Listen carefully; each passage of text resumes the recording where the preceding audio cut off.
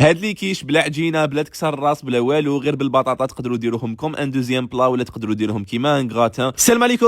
ما يجوكمش ناشفين ونديروهم غير بالطون، تقدروا تجربوهم هاد رمضان بزاف ساهلين ماهلين وبناتهم كالعاده. الهبال تاع الدنيا الحاجه الاولى اللي نديروها نحكموا هنايا مقله، ندير فيها شويه تاع الزيت، نحكم زوج حبات تاع بصل كبار كنت قطعتهم بهذه الطريقه، رشه تاع الملح، ونحطهم يتقلاو مليح فوق النار حتى يدبل ويطيب.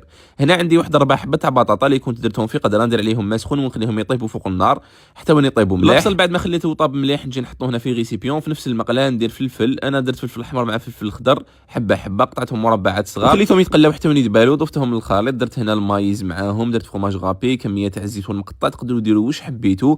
بالنسبه لاباري هنا درت 4 حبات تاع البيض مع نص كاس تاع كريم ليكيد، ملح فلفل كحل مع فروماج بلون، خلط كلش وخلطته مع الخليط هذاك. نروح نجيب بطاطا تاع الطون زيت هذه اللي تجي كبيره شويه تاع ريكامار، درتها كامل مع هذا الخليط ونحطوه بجهه. نروح نجيب الملح ندير فيه هذا الكيش. هنايا كنت دهنته بالزبده، حكمت هذيك البطاطا كميه منها، درت لها الملح في الكحل وعبصتها هكذا مليح داخل المول. درت لها مغرف كبيره تاع الحليب باش برك تساعدني في الخدمه، ونجي ندير نشكل بها قاعده من التحت، ندير لي كوتي كيما درت شويه تاع الكومونبير كان عندي من التحت، ندير هذيك الطبقه تاع لاباري. انا هاد لاباري كي خدمتها على 2 كيش، معناتها هذه خرجت لي زوج. ومن الفوق حبيت ندير شويه تاع الطون طوماط من عند ريكامار كالعاده ذو الجوده العاليه. هنا درت كميه من الفوق كيما راكم تشوفوا بهذه الطريقه. نروح نجيب لي 2 كيش اللي كنت خدمتهم، ندير لهم شويه تاع فروماج غابي من الفوق، نرشهم بشويه فلفل احمر من الفوق وندخلهم يتحمروا مليح، يتكراتينا ويدولوا وندهها بشباب وتحكم روحو وتقدموه وبصحتكم.